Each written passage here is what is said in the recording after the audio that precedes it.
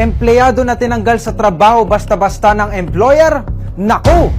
Bawal ito! Isa ka ba sa mga empleyado na tinanggal basta-basta? Sinisante dahil may nagawa kang pagkakamali at hindi ka hinayaang magpaliwanag? Nako! You deserve an explanation. You deserve an acceptable reason. Naks, Papa P. Yarn. Pero ito, seryoso na. Alam nyo ba na kung kayo ay isang regular employee, hindi kayo pwede tanggalin agad-agad o basta-basta sa trabaho nang wala yung tinatawag na due process.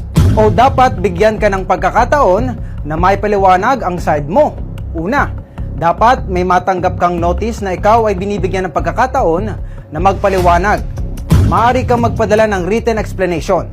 Pangalawa, magkakaroon dapat ng hearing. Pwede mo nang may paliwanag yung side mo at mga dahilan mo. Pwede ka rin magdala ng abogado.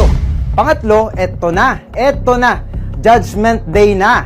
Matatanggap mo na yung pinaka-notice na dahilan kung ikaw ay ite-terminate na base sa just causes o sanhi ng iyong ginawa.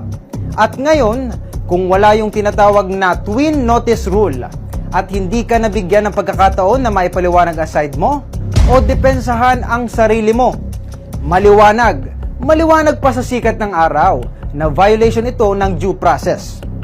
Pwede kang mag-file ng illegal dismissal sa Department of Labor and Employment o DOLE o sa mga regional office ng DOLE.